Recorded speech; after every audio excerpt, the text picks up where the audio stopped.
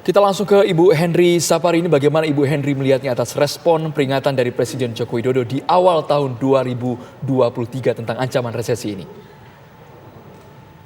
Baik, terima kasih. Jadi sebenarnya peringatan atau warning yang disebutkan oleh Presiden ya beberapa waktu yang lalu ini sudah disampaikan bahkan beberapa bulan sebelum kita pertemuan G20.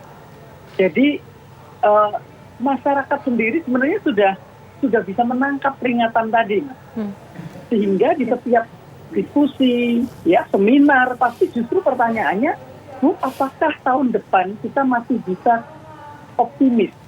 Apakah ekonomi kita masih bisa akan tumbuh gitu? Jadi justru sudah ditangkap sangat baik oleh masyarakat. Jadi kalau ini diulang-ulang, menurut saya itu justru malah kontraproduktif. Karena sekarang ini yang diharapkan oleh masyarakat itu apa yang bisa kita lakukan dalam kondisi seperti ini. Karena sebenarnya seperti tadi disampaikan oleh Mas Faisal juga, itu tidak buruk-buruk amat kok global itu ya.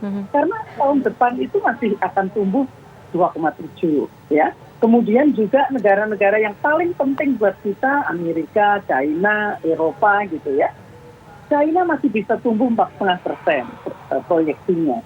Amerika juga masih positif, paling tidak sampai sekarang.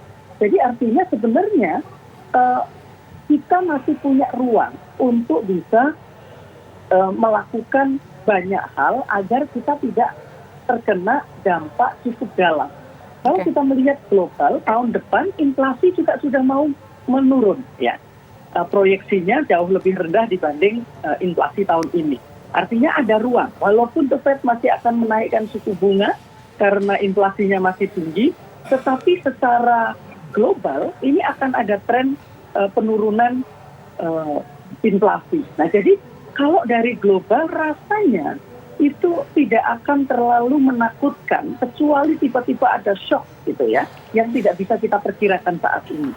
Nah kalau dari sisi domestik, apalagi kalau kita melihat dari sisi domestik ya, pertumbuhan kredit itu masih cukup bagus. Ya, kemudian juga kalau kita lihat pembelian kendaraan bermotor juga masih terus berlanjut. Konsumsi rumah tangga juga sudah kembali pada level sebelum pandemi. Sekarang investasi akan menjadi sumber pertumbuhan nomor 2 gitu ya. Dan karakteristik dari investasi kita itu kan investasi di hulu dan turunannya, sumber daya alam dan turunannya. Artinya kalau tadi Presiden menyebutkan bahwa kita akan berebut, sebenarnya kita juga negara yang akan berebut investasi dengan sektor seperti yang kita miliki juga tidak banyak, Pak. Jadi kita menunggu apa yang harus dilakukan. Gitu. Oke, nah kalau itu kan ini kita haruslah berpikir positif begitu ya. Tapi kalau seandainya terjadi, apa yang harus dilakukan oleh masyarakat? Bagaimana dampaknya dengan masyarakat? Ya, apa yang harus dilakukan? Tentu pertama kalau pemerintah adalah bagaimana memanage APBN, ya. Karena pertama APBN itu harus men-secure bagaimana ekonomi domestiknya terlebih dahulu, bagaimana konsumsi masyarakat, terutama adalah kelompok menengah bawah, ya.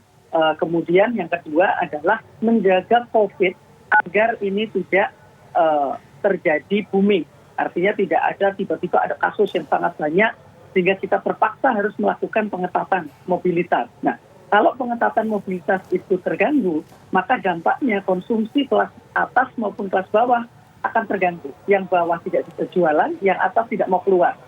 Nah, jadi ini yang nomor 2. Nah, kemudian juga kita juga punya APBN 3.000 lebih.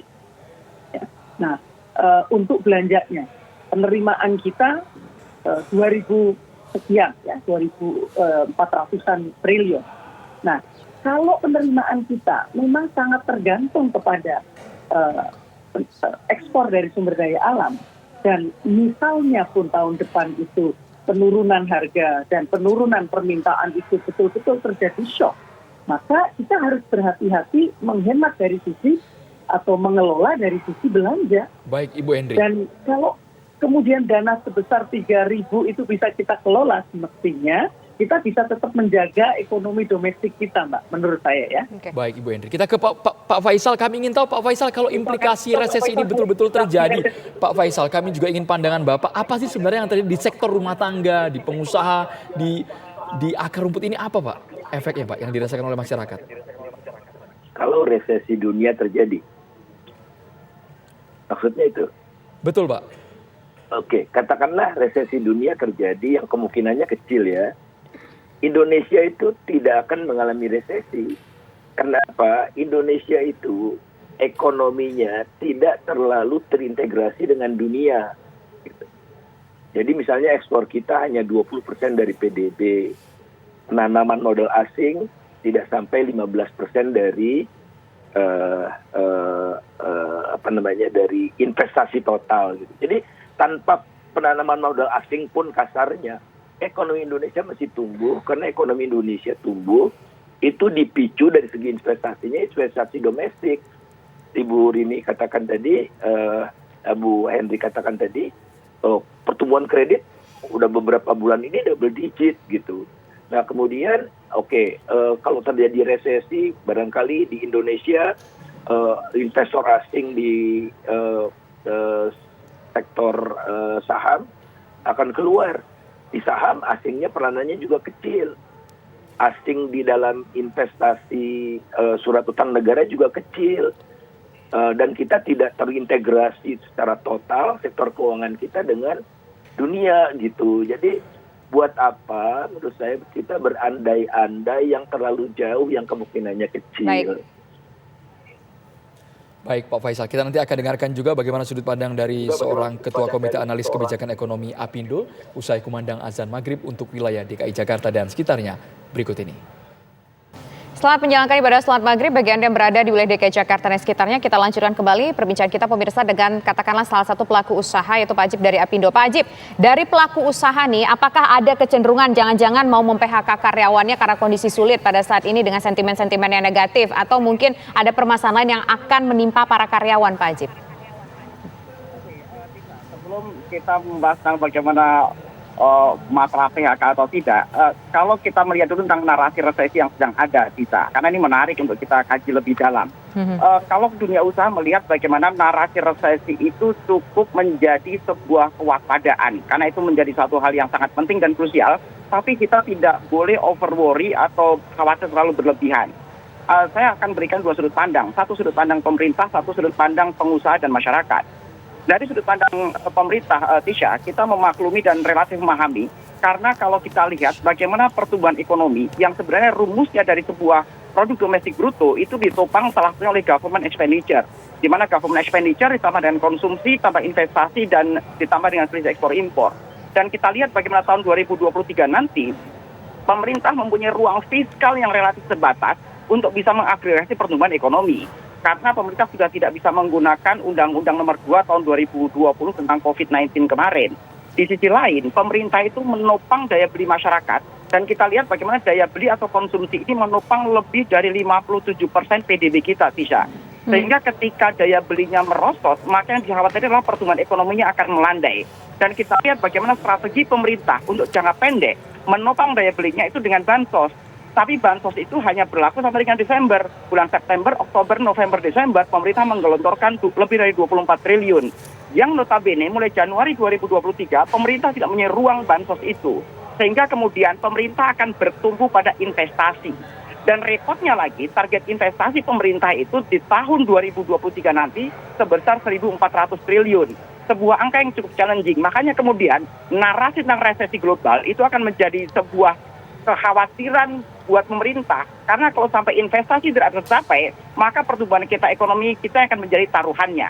Nah sekarang bagaimana kemudian dunia usaha dan masyarakat melihat potensi resesi yang menjadi dialektik yang terus dibangun oleh pemerintah. Sebenarnya begini, Tisha, bahwa pemerintah, dunia usaha dan masyarakat itu cenderung bukan mengkhawatirkan resesinya, yang dikhawatirkan adalah justru inflasinya. Karena inflasi-inflasi yang terjadi dan bisa melonjak tajam, maka itu akan mengurangi daya beli masyarakat secara langsung. Dan repotnya, Tisha, berbicara inflasi itu bisa karena dua hal. Satu, inflasi yang disebabkan karena permintaan yang mendadak naik, atau inflasi yang disebabkan karena HPP-nya atau biaya-biaya produksinya naik. Nah, hal kedua ini sedang terjadi di Indonesia, di mana HPP-nya naik ketika harga BBM naik, PPN-nya naik, kemudian barang-barang yang impor juga naik, dan lain-lain. Kondisi inflasi ini yang dikhawatirkan oleh dunia usaha dan oleh masyarakat, Tisha. Tapi kalau kita lihat sebenarnya, pemerintah sendiri satu sisi sudah membangun kerangka ekonomi makro, pokok-pokok kebijakan fiskal yang mempunyai optimisme luar biasa di tahun 2023, di mana pertumbuhan ekonominya masih di atas 5% dan inflasinya hanya 2-4%. Artinya begini, Tisha, kadang-kadang dunia usaha ini bingung melihat pemerintah. Satu sisi punya narasi kekhawatiran yang cenderung berlebih tentang potensi resesi, bahkan itu sebenarnya resesi global. Dalam konteks ekonomi nasional, tadi juga Bang Faisal sama Mbak Rini sudah menyampaikan, ekonomi kita cenderung kuat, Tisha, karena kita mempunyai jumlah penduduk sebesar 273 sampai 275 juta orang. Which is ini nomor 4 besar dunia setelah China, India, Amerika, dan kemudian Indonesia. Artinya Indonesia ini bertumpu pada ekonomi nasional. Ketika pemerintah bisa konsisten mendorong kebijakan-kebijakan yang pro dengan ekonomi nasional, maka sebenarnya ekonomi Indonesia cenderung tidak akan terjadi resesi. Kira-kira demikian, Tisha. Dan terakhir kalau kita berbicara masalah bagaimana potensi PHK yang terjadi. Karena begini, salah satu hal yang dikhawatirkan adalah pengangguran yang berlebihan di tahun 2023. Dan pengangguran yang berlebihan ini biasanya disebabkan karena investasi yang tersendat, dan yang kedua adalah terjadinya PHK yang berlebihan. Dan ini yang kemudian perlu dijadikan sebuah jalan tengah, dicarikan jalan tengah. Pemerintah harus memberikan insentif dalam konteks regulasi yang terbaik, entah dalam konteks insentif moneter maupun fiskal, sehingga usaha-usaha yang padat karya itu bisa mempertahankan bisnisnya dengan baik. Demikian, Tisha dan Andro. Baik, Pak Ajib. Kami nanti ingin pandangannya juga dari Pak Faisal dan juga Ibu Henry mengenai antisipasi dan juga kewaspadaan akan ancaman resesi ini. Sesaat lagi hanya di Kabar Petang.